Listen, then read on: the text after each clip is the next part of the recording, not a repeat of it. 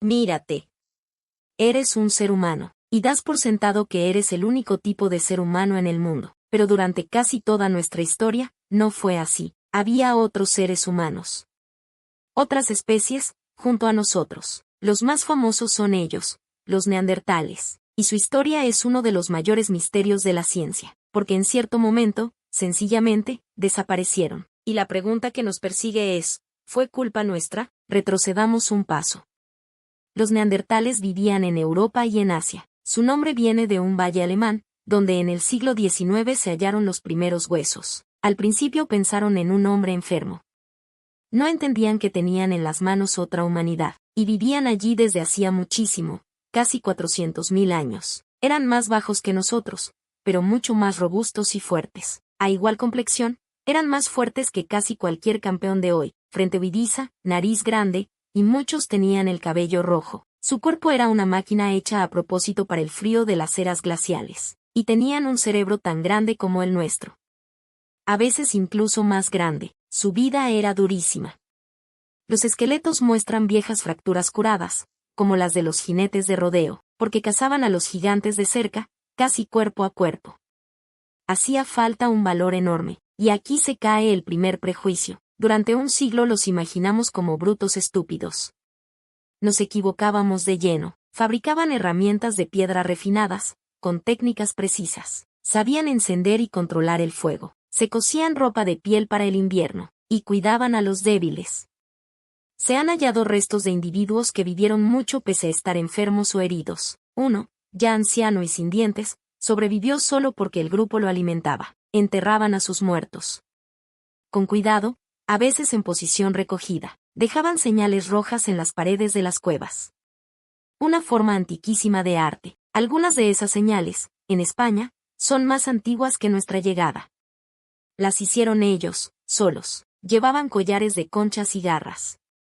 Tenían sentido de la belleza. En una cueva francesa, en Bruniquel, construyeron extrañas estructuras en anillo con las estalagmitas, a cientos de metros de la luz. Significa fuego, valor, y un proyecto pensado juntos. Sabían incluso calentar la corteza para obtener un pegamento. Una pequeña química, antes de la química, y casi con certeza hablaban. Tenían el hueso de la garganta y los genes del lenguaje. Para entenderlos, olvida el hombre de las cavernas de los dibujos. Imagina un primo robusto y despierto. En resumen, no eran bestias. Eran personas. Primos nuestros. Luego, hace unos 60.000 años, llegamos nosotros. El Homo sapiens sale de África y avanza hacia el norte. Y durante miles de años, en Europa, las dos especies humanas viven una junto a la otra. No fue el encuentro de un día. Las dos humanidades se repartieron Europa durante milenios. Imagina la escena, dos tipos de hombre que se miran a los ojos, por primera vez. Quizá, a veces, sus niños y los nuestros jugaban juntos. ¿Qué pasó cuando se encontraron? La respuesta está dentro de ti, porque si tus orígenes no son solo africanos, llevas contigo una pequeña sorpresa. Cerca del 2% de tu ADN es neandertal. Si tienes orígenes europeos o asiáticos, esa pequeña marca la tienes casi con seguridad también tú. No solo nos encontramos. Nos mezclamos. Tuvimos hijos juntos. Lo descubrió el científico Svante Paavo, y por ello ganó el premio Nobel. Ese 2% no es inútil. Toca la piel, el cabello, incluso las defensas contra las enfermedades. Algunos de esos genes influyen en el sueño, el ánimo, cómo reaccionas al dolor. Otros reforzaron nuestras defensas contra los gérmenes de un mundo nuevo. Un regalo de los primos. Significa que los neandertales, en cierto sentido, nunca desaparecieron del todo. Viven en nosotros, y sin embargo, como pueblo propio, se apagaron. El último de ellos vivió hace unos 40.000 años. Poco a poco, región tras región, se desvanecieron. Los últimos resistieron quizá en el sur de España, hacia Gibraltar, mirando el mar. ¿Por qué? ¿Por qué ellos, y no nosotros? Durante años la respuesta más simple fue la más sombría. ¿Los quitamos de en medio nosotros? Es la explicación de película. Pero la ciencia es más prudente, porque no existe ni una sola prueba clara de una guerra entre las dos especies. La verdad, hoy, parece hecha de muchas piezas juntas. Veámoslas. Primero, éramos sencillamente más. Los sapiens tenían más hijos y se movían en grupos más grandes, e intercambiábamos ideas y objetos con grupos lejanos. Una gran red. Teníamos armas arrojadizas más ligeras, para golpear de lejos y estar más seguros. Y quizá un aliado más, el perro, que los neandertales probablemente no tenían. Teníamos también la aguja, cosíamos ropa ajustada y cálida, quizá mejor que la suya. Ellos eran especialistas de los grandes animales. Nosotros comíamos un poco de todo, pescado, plantas, presas pequeñas, ningún golpe único.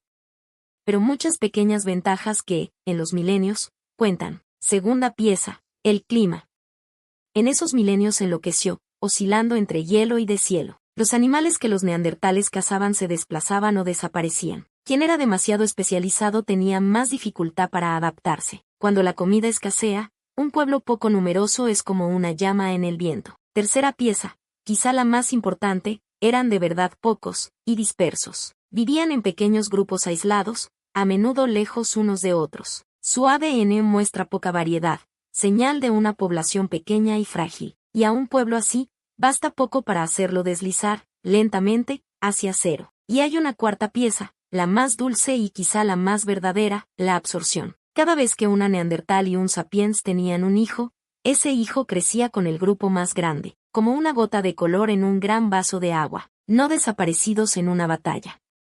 Diluidos, generación tras generación, dentro de nosotros. Y quizá una quinta pieza, invisible. Al venir de África, trajimos con nosotros gérmenes nuevos, enfermedades a las que los neandertales nunca habían estado expuestos. Un enemigo que no se ve, así que la respuesta más honesta no es una sola causa.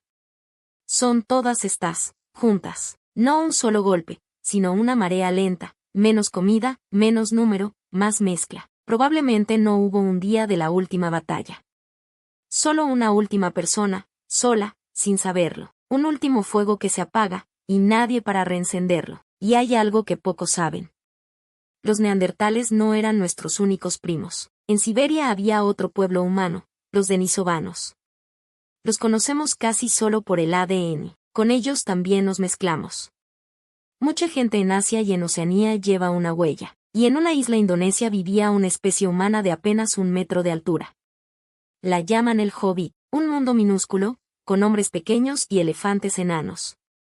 Parece un cuento, pero pasó de verdad. Durante gran parte de la historia, la Tierra estaba llena de tipos distintos de humanos. Luego, uno tras otro, se apagaron todos. Quedó una sola rama, la nuestra. Pero aquí está la otra cara de la moneda. Ellos siguen aquí.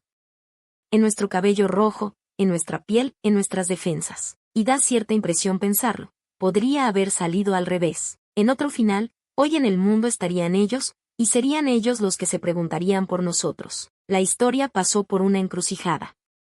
Y la moneda, por una vez, cayó de nuestro lado. Somos la última especie humana que queda.